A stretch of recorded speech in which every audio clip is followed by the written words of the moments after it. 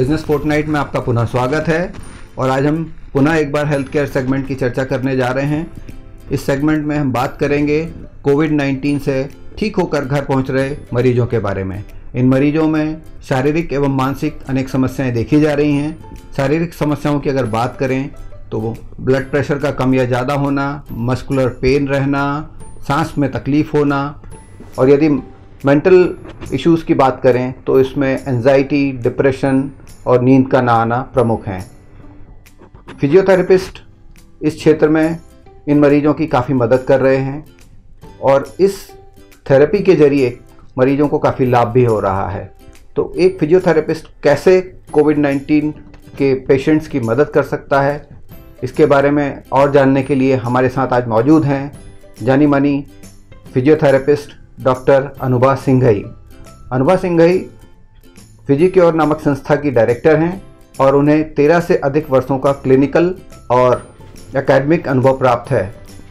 आज हम उनसे मिलकर जानेंगे कि किस तरह कोविड पेशेंट्स फिजियोथेरेपी के जरिए अपनी इन समस्याओं से निजात पा सकते हैं। अनुभा जी, आपका बहुत बहुत स्वागत है। Thank you, sir, for providing me this platform to make people aware about the role of physiotherapy in post-COVID rehabilitation. पिछले 13 साल के अपने एक्सपीरियंस में मैंने पाया है कि पेशेंट जब घर आता है आईसीयू से तो पूरे ही फेज में एक फिजियोथेरापिस्ट का साथ, उसका गाइडेंस और उसका रोल बहुत ही इम्पोर्टेंट रहा है। तो आज हम डिस्कस करेंगे इस प्लेटफॉर्म पे कि कोविड में कैसे फिजियोथेरापी ज़रूरी होती है, उपयोगी होती है। अनुभा जी, जैसा कि विदित है कि फिजियोथेरेपी प्रमुख रूप से 4 एरियाज में काम करती है, तो क्या आप हमें एक्सप्लेन करेंगे कि ये 4 एरियाज कौन से हैं जिससे कि कोविड-19 के साथ साथ अन्य पेशेंट्स की आप मदद करती हैं अलग अलग तरीके की समस्याओं के लिए? जी सर, जैसे कि आपने पूछा कि 4 मेजर क्या एरियाज हैं जिन पे फिजियोथेरापी काम करती है पोस्ट कोविड रिहैबिलिटेशन में, तो वो बेसिकली आते हैं रेस्पिरेटरी एरियाज, यानी कि हमारे पूरे रेस्पिरेटरी सिस्टम को इंटैक्ट करना, आपके लंग्स पे काम करना जो कि काफ़ी प्रभावित हुए थे ड्यूरिंग कोविड, अब उनको वापस अपने रिकवरी फेज में लाना। दूसरा है मस्कुलोस्केलेटल, जो काफ़ी डिसयूज या रेस्ट की वजह से काम नहीं कर पा रहा था, उस पर काम करना। Neurovestibular is again a very important part, because balance आप देखते हैं कि कई बार पेशेंट काफ़ी बैलेंस इश्यूज से भी सफ़र करता है। And last but not the least is the mental cognitive areas. काफ़ी टाइम आइसोलेशन में रहने से, अलूफ रहने से इन काम पे भी करना ज़रूरी होता है। जी, हम थोड़ा और जानना चाहेंगे इन 4 एरियाज के बारे में, अगर आप इनको थोड़ा और डिटेल में हमें एक्सप्लेन कर सकें। एब्सोल्युटली। सबसे पहले हम बात करते हैं रेस्पिरेटरी एरियाज की। ब्रीदिंग एक सबसे इम्पॉर्टेंट लाइफ वाइटल प्रोसेस जिसको हम बोलते हैं, एक भी पर्सन के लिए, किसी पेशेंट के लिए। और जब ब्रीदिंग पे अटैक होता है तो ऑब्वियस सी बात है कि सारे सिस्टम्स उसका भुगतान करते हैं। यहाँ पे फिजियोथेरापी का रोल है आपको सही गाइडेड ब्रीदिंग पैटर्न में लाना। कई पेशेंट ऑक्सीजन डिपेंडेंट रहते हैं कोविड के टाइम, कई पेशेंट एक ट्रबल्ड ब्रीदिंग महसूस करते हैं, एक लेबर्ड ब्रीदिंग फेस करते हैं, काफ़ी मेहनत, काफ़ी मुश्किल से उन्हें सांस लेने की आदत हो पाती है। अब वापस जब हम नॉर्मल तरफ आ रहे हैं तो यहाँ पे एक फिजियोथेरापिस्ट आपको गाइड करता है कि किस तरह से आप अपनी नॉर्मल और नेचुरल ब्रीदिंग मैकेनिज्म को इन्हांस करें। अगर हम बात करते हैं लंग्स की, तो कोविड के दौरान सबसे स्मॉल एरिया जो लंग में होते हैं, जिनको हम बलून जैसे स्ट्रक्चर्स, जिसको हम बोलते हैं एल्वियोलाई, वहाँ पे होता है ऑक्सीजन का एक्सचेंज। कोविड के दौरान ये काफ़ी हद तक क्षतिग्रस्त होता है, अफेक्टेड होता है। अच्छी ब्रीदिंग से, चाहे वो फिजियोथेरापिस्ट द्वारा गाइडेड स्पायरोमेट्री हो या फिर एक्सपेंशन एक्सरसाइजेस, यहाँ पे आप उस एरिया को एक्सपैंड कर सकते हैं और अपने अंदर जो भी बचा हुआ बलगम है, जो डॉक्टर्स कहते हैं, उसको थूकिए, निकालिए। यहाँ पे हम उस पर काम कर सकते हैं। सेकेंड एरिया है मस्कुलोस्केलेटल। मैं हमेशा कहती हूँ कि हमारी बॉडी या हमारी मसल्स एक पैटर्न पे काम करती हैं जो कि यूज इट या लूज इट होता है। क्योंकि आपने पेशेंट को रेस्ट के फेज में रखा काफ़ी समय तक, तो अब उस जब नॉर्मल एक्टिविटीज़ की तरफ वो आता है, उसको मस्कुलर पेन्स जब थोड़ा सा काम करे, चलने फिरने में महसूस होते हैं। तो यहाँ पे मस्कुलोस्केलेटल एरियाज पे काम करना बहुत ज़रूरी है, लेकिन इसका मतलब ये नहीं कि अचानक हम उठे और बैक टू नॉर्मल होगा। It has to be progressively, gradually guided by a trained and expert physiotherapist. Third we say is the neurovestibular area, balance. जब पेशेंट काफ़ी समय तक मैक्सिमम टाइम लेट के या almost in a resting position बिताता है, तो हमारा बैलेंस यानी हमारा वेस्टिबुलर सिस्टम अफेक्टेड होता है। पेशेंट को प्रॉपर्ली ट्रेन करना, क्योंकि कई सारे पेशेंट बुजुर्ग भी होते हैं, जीरियाट्रिक पेशेंट्स भी होते हैं, तो ऐसा कोई डर के साथ वो आगे अपने काम ना करें जिसमें बैलेंस की डिसबैलेंस होने की वजह से वो गिर जाएं या कोई और प्रॉब्लम फेस करें। यहाँ पे फिजियोथेरेपी का role is very very very important and crucial. And last, mental cognitive, जिसे मैंने कहा कि पेशेंट अलूफ या आइसोलेटेड रहा है। कई सारी फैमिली ऐसी होती हैं जो इसमें पेशेंट काफ़ी डिपेंडेंट होता है, ऑल ऑफ अ सडन ही goes into isolation. And now with stimulus, with proper training, bio feedback, इन सब की मदद से हमें पेशेंट को वापस अपने नियर नॉर्मल एक्टिविटीज पे लाना है। तो mental cognitive area has to be trained accordingly. Anubha ji, हमारे दर्शकों को बताइए कि कौन कौन सी ऐसी एक्सरसाइजेज हैं जिनको करके कोरोना से ठीक होकर के आए मरीज अपने स्वास्थ्य को बेहतर बना सकते हैं, अपनी मसल्स को बिल्ड कर सकते हैं और अपनी जो कमजोरी है या अन्य तरह की समस्याएं हैं उनसे निजात पा सकते हैं। So I would suggest कि हम कुछ जनरलाइज्ड और कुछ कस्टमाइज्ड एक्सरसाइजेस दोनों को अपने दिमाग में रखें। कस्टमाइज इसलिए इंपॉर्टेंट है क्योंकि हर पेशेंट कुछ अलग टाइप की प्रॉब्लम से ज्यादा फेस करता है और कुछ कम, इसलिए एक थरो असेसमेंट जब फिजियोथेरेपिस्ट लेता है तो कस्टमाइज एक्सरसाइज बनाना ज्यादा फायदेमंद होता है। बट स्टिल हम आज कुछ जनरलाइज्ड एक्सरसाइजेस की बात करेंगे उन चारों एरियाज पे बेस्ड जो हमने अभी डिस्कस किए हैं, यानी कि रेस्पिरेटरी ब्रीदिंग एक्सरसाइजेस के फॉर्म में, मस्कुलोस्केलेटल स्ट्रेंथनिंग एक्सरसाइजेस के फॉर्म में, न्यूरोलॉजिकल एंड वेस्टिबुलर बैलेंस के फॉर्म में, और मेंटल एंड कॉग्निटिव। जी अच्छा, हमें अब ये भी बताइएगा कि कोई भी पेशेंट पर्टिकुलरली कोरोना से ठीक होकर के जो लोग अपने घर लौट रहे हैं या अन्य किसी बीमारी का लंबा इलाज करके अपने घर लौट रहे हैं, तो उनको एक फिजियोथेरेपिस्ट की मदद क्यों लेना चाहिए या कितना इम्पॉर्टेंट है एक फिजियोथेरेपिस्ट से कंसल्ट करना? It's very very important for a post COVID patient to consult a physiotherapist। क्यों? वो इसलिए क्योंकि एक बहुत ही बारीक डिफरेंस होता है एक्सरसाइज और एक्सर्शन के बीच में।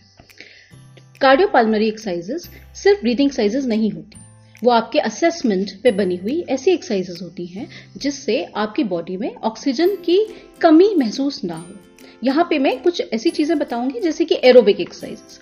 आपको कितना चलना है, कितना कंफर्टेबली चलना है, आपकी जो ब्रीदिंग है वो क्या लेवर्ड है या डिस्निक है, या आप किसी तरह सांस रोककर चढ़ रहे हैं या चल रहे हैं, ये सारा असेसमेंट फिजियोथेरेपिस्ट का काम होता है। और जब हम इस असेसमेंट के साथ एक प्लान बनाते हैं तो वो ज्यादा इफेक्टिव और ज्यादा फ्रूटफुल होता है। सिर्फ एक लेवल क्रॉस करने के बाद स्टेगनेंट हो जाना या उस लेवल पे रुक जाना वो सफिशिएंट नहीं है। ये स्टार्टिंग है जो हमने अभी डिस्कस किया है, वहां से आप सफर शुरू कीजिए। लेकिन जब आप एक फिजियोथेरेपिस्ट का गाइडेंस लेंगे तो आपकी जरूरतों के हिसाब से, अगर आप कोई मस्कुलर इम्बैलेंस फेस कर रहे हैं, अगर बुजुर्ग पेशेंट है और भी कुछ एडेड प्रॉब्लम्स उनके साथ हो रही हैं, तो क्या एक्सरसाइजेस को रोक देना चाहिए या उसमें कुछ बदलाव के साथ, कुछ मॉडिफिकेशंस के साथ उनको करना चाहिए। यहाँ पे फिजियोथेरेपिस्ट आपकी हेल्प करते हैं। जी अच्छा, हम ये भी जानना चाहेंगे कि किन्हीं वजहों से अगर पेशेंट्स आप तक नहीं पहुंच पाते हैं या किसी फिजियोथेरेपी सेंटर्स तक नहीं पहुंच सकते हैं, तो क्या ऐसे कोई अन्य उपाय या एक्सरसाइजेज हैं जिन्हें वे घर पर भी कर सकते हैं और उससे उन्हें आराम मिल सके? कोविड के दौरान जब पेशेंट सफर कर रहा होता है रेस्पिरेटरी प्रॉब्लम्स, वहां पे एक बहुत इंपॉर्टेंट चीज आती है विच इज लंग कंजेशन। यहाँ पे हम माइल्ड, मॉडरेट और सिवियर कंडीशंस के हिसाब से डिस्कस करेंगे। माइल्ड इन्फेक्शन में पेशेंट को ज्यादा प्रॉब्लम होती है सांस लेने में, यानी कि बलगम उतना नहीं लगता उसको, लेकिन फिर भी सांस लेने में कुछ दिक्कत आ रही है। यहाँ पे ब्रीदिंग एक्सरसाइजेस फिजियोथेरेपिस्ट द्वारा गाइडेड बहुत जरूरी होती है। सेकेंड और थर्ड फेज यानी मॉडरेट और सिवियर, जहां पे बलगम का, स्प्यूटम का प्रोडक्शन बहुत ज्यादा है और ये बलगम चेस्ट को कंजेस्ट कर रहा है, यानी कि एयरवे क्लियरेंस नहीं है। हम कितनी भी सिर्फ ब्रीदिंग एक्सरसाइजेस करें लेकिन फिर भी पेशेंट कफ आउट नहीं कर पा रहा। इन फेजेस में आईसीयू में हो पेशेंट या वार्ड में हो या ही घर पे हो, यहाँ पे पेशेंट चेस्ट फिजियोथेरेपी का लाभ उठा सकता है। चेस्ट फिजियोथेरेपी एक स्पेशल टेक्निक है फिजियोथेरेपी की, जिसमें कुछ स्पेशल तरीकों से, हाथों की मदद से या कुछ मशीनों की मदद से हम उस बलगम को मैकेनिकली लूजन करने की कोशिश करते हैं और उसको मोबिलाइज करने की कोशिश करते हैं ताकि वो ऊपर तक आ सके, गले तक आ सके और पेशेंट उसको कफ आउट करके या सक्शन के थ्रू उसको निकाला जा सके। जितना क्लियर, जितना साफ आपका चेस्ट रहेगा, आपका एयरवे रहेगा, उतना आसानी से आप ब्रीथ कर पाएंगे, उतनी आसानी से आप आगे वाली स्टेज की तरफ प्रोग्रेसिवली अच्छी स्टेज की तरफ बढ़ पाएंगे। जब पेशेंट शुरुआत के फेज में लंग इन्फेक्शन से जूझ रहा है या लंग प्रॉब्लम से जूझ रहा है, उस समय उसके बाकी सिस्टम भी डल हो गए हैं या शिथिल हो गए हैं। पेशेंट मूव नहीं कर रहा है, ज्यादातर टाइम बेड पे है, बेड रेस्ट पे है, तो वहां पे muscular weakness due to disuse, जिसे हम बोलते हैं डिसयूज एट्रोफी, होना शुरू हो सकता है। सबसे पहले अफेक्टेड होने वाली मसल्स होती हैं घुटने के ऊपर की क्वाड्रिसेप्स और काफ यानी पिंडलियां, जो कि हमारा सेकेंड हाथ होता है। इन मसल्स में मूवमेंट कराना, उनको एक कंट्रैक्शन की स्थिति में रखना ताकि वो अपना रोल भूले नहीं, एक संचार में सहायक रहें। यहाँ पे भी फिजियोथेरेपी का रोल बहुत बहुत इंपॉर्टेंट है। कोविड के दौरान अपने आप को मैक्सिमली जितना आप यूज कर सकते हैं उतना उस मांसपेशियों को यूज करना और ब्रीदिंग को सपोर्ट करना, और पोस्ट कोविड रिकवरी में या रिहैबिलिटेशन में वापस फिजियोथेरेपी की मदद से अपने सिस्टम्स को सुचारू करना, क्योंकि देखिए सारे सिस्टम्स एक दूसरे से इंटरकनेक्टेड होते हैं। कार्डियोपल्मोनरी भी एक सिस्टम है। जब हमारी लंग्स क्लियर रहेंगी, हार्ट ज्यादा अच्छे से ऑक्सीजनेटेड ब्लड देगा, वही ब्लड पूरी मांसपेशियों में पहुंचेगा, यानी मस्कुलोस्केलेटल सिस्टम को ऑक्सीजन की कमी नहीं होगी। बाकी कॉग्निटिव या दिमाग में जो डिमेंशिया, एंजाइटी, डिप्रेशन, ये सब चीजें भी कम होंगी। So ultimately movement is very important, it is equivalent to life. Movement promote करना, चाहे वो रेस्पिरेटरी मूवमेंट हो या मस्कुलोस्केलेटल या पेशेंट का खुद का बैठना उठना और फंक्शनल मूवमेंट, ये सब फिजियोथेरेपी के ही डिफरेंट पार्ट्स हैं, which is very very important during Covid और पोस्ट कोविड रिहैबिलिटेशन। अगर कोई पेशेंट विजिट नहीं कर पा रहा है या अक्यूट फेज में सेफ भी नहीं है, तो वहां पे फिजिक्योर टेली हेल्थ के थ्रू इस चीज को प्रमोट करता है।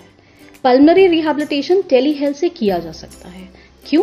क्योंकि टेली हेल्थ में जब पेशेंट सामने होता है, उसके केयर गिवर्स और उसके अटेंडेंट सामने होते हैं, तो हम उन्हें सही तरीके से ट्रेन कर सकते हैं कि मॉनिटरिंग कैसे करनी है और एक्सरसाइज शेड्यूल को कैसे फॉलो करना है। फिजिक्योर अपने प्रोग्राम्स में डिफरेंट टाइप के ऑप्शंस आपको देता है।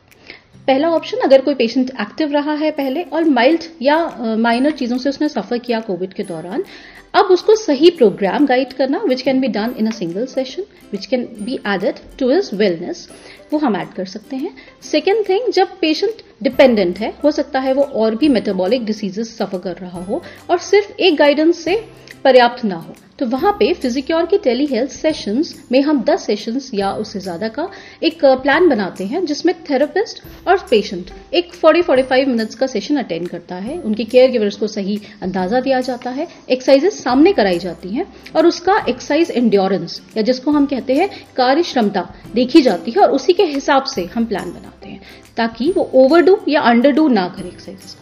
दोनों ही केसेस में लाभ नहीं होगा, तो टेली हेल्थ के थ्रू हम इस चीज को सॉल्व कर सकते हैं। क्योंकि टेली हेल्थ में आपको फिजिकली प्रेजेंट नहीं होना, तो पेशेंट कहीं भी हो वो हमसे कनेक्ट कर सकता है, हमारा गाइडेंस अपने लिए यूज कर सकता है और उसी हिसाब से अपने प्लान पे वर्कआउट कर सकता है। जी, फिजिक्योर के टेली हेल्थ से आप बुक कर सकते हैं अपना अपॉइंटमेंट 7089-188-188। ये हमारा नंबर है जिस पे आप हमसे कनेक्ट कर सकते हैं और फर्दर ही हम आपको हेल्प कर सकते हैं। जी, इन तमाम जानकारियों के लिए अनुभा जी आपका बहुत बहुत धन्यवाद। हम आशा करते हैं कि हमारे दर्शकों को इस कार्यक्रम से काफ़ी लाभ पहुंचेगा। पुनः एक बार धन्यवाद।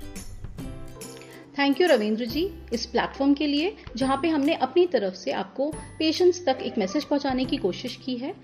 आशा करती हूँ कि ये आप पेशेंट को गाइड करने में काफ़ी हद तक काम आएगा।